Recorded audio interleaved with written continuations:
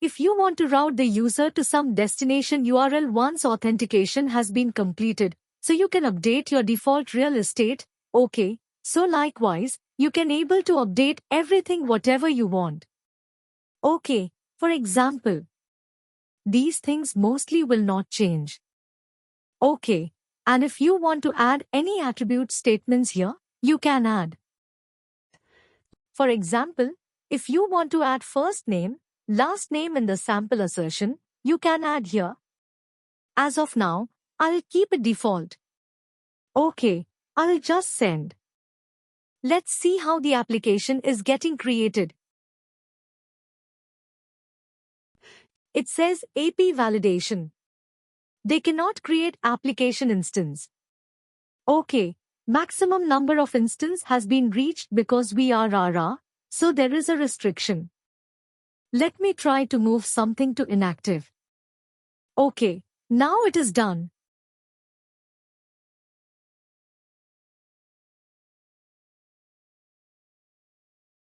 Now, let me send again. Now it works okay. So if you see an app has been created, the app name is API Sample App. If I go and refresh here, I'll get that app. Okay, whatever configuration that I have updated there, it will be here for sure. You can see all the configuration details. Okay, we haven't given any attribute statements, so it should not be here just to say what a sign on.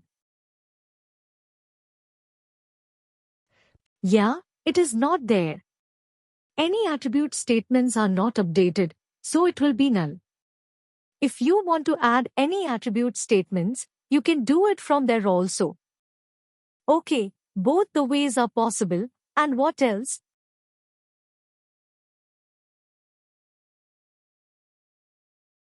Yeah, I'll show you this, generate certificate. Okay, I think this is somewhat a unique one. So let's see we have how many certificates already available. So we have. So here you can see if you have. If you see only one certificate, is that right? I said right. Normally one certificate will be generated normally, but sometimes it is doing like that. Okay, no issues, so we will try to add one more certificate here. Okay, in this feed, this application, let's copy this application ID and I will place it in the app ID column. Okay, and I want the validity here says let's say I want to make it 3 years. Okay, you click send. Yes, the certificate is generated now, okay. And if you go here and refresh it, you will get a new certificate.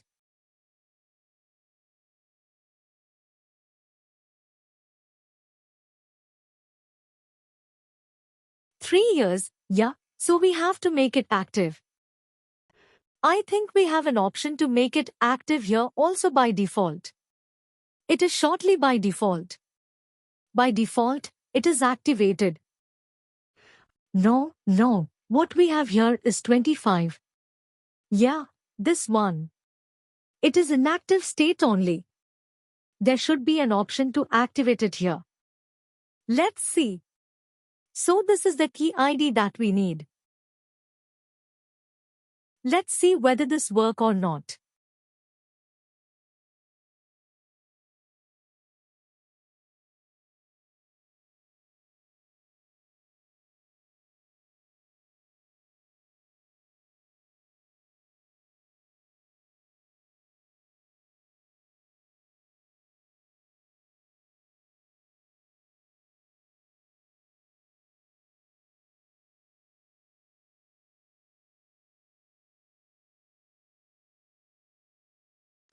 The key ID is interesting. Yeah, so we need to enter the key ID and all it seems okay. This is fine. Yeah, review the metadata. So I said right, if you want to download the metadata. So what you can do is you can download the metadata using this one. Okay, Before that, we need to view the certificates first. Okay, then only we will get that ID. We need that key ID attribute for regenerating, for downloading the metadata. Okay, so first we need to view this view, the application information. Research. I will get that key ID. Copy this key ID. Go to preview sample metadata. Okay. In the key ID, update this ID value, and in the app ID, I need to update that application. Which metadata I want? Okay, yeah, so here is the metadata. So you can download this metadata and share it to the app team which activate the Activate app.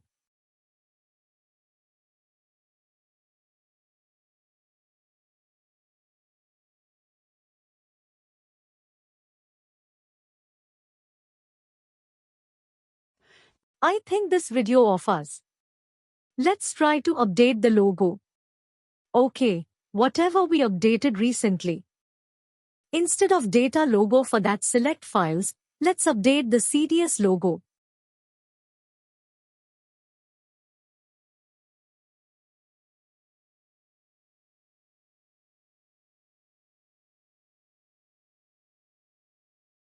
It's time. Yeah, it says to not won't be a dead. Okay, the status is to not one which we let's. Right now it is in a blank. Only let's refresh it. We will get the logo here. Okay, yeah, so do you want anything specifically?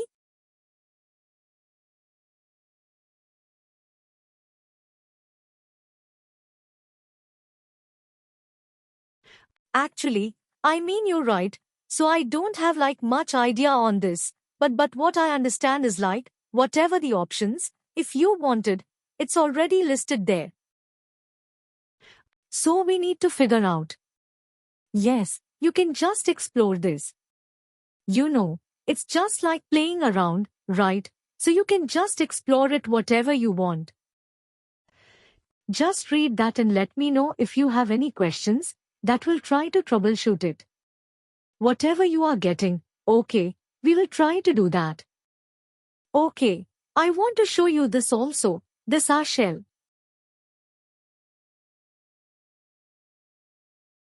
Okay, so I don't ask me.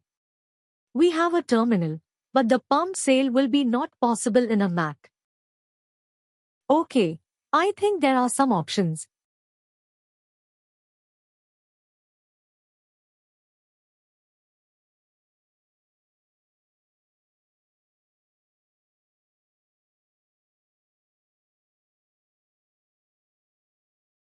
Yeah, the bash right now to the BRDW the.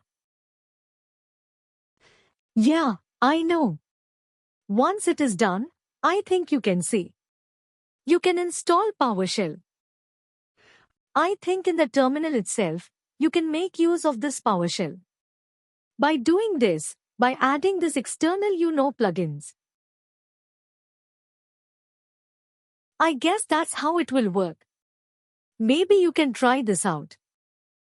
If you get, it will be easy for you, because if you really can't work on the API, then you can make use of that PowerShell.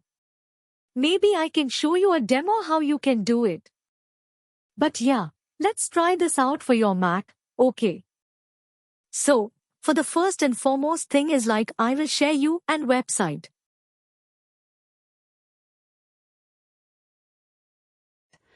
Okay, then you will have some basic details about that. Sorry, partially. Okay, you can just try that out and I will show you here. Let's say first you want to open the PowerShell window. Okay, the first and foremost thing is you have to get this, the Okta APIs. What we'll call it as? We'll call it as package, I guess. Okay, yeah, it's an import, not a package. Okay, the PowerShell API package is already available in the PowerShell module, but you need to import it to the current window. OK for importing. What you need to do is you need to install module PowerShell. Sorry, Okta API. OK, so it is getting installed in the administrator, right? OK, so administrator eyes are required. So what we will do is we will open this as an administrator and as administrator.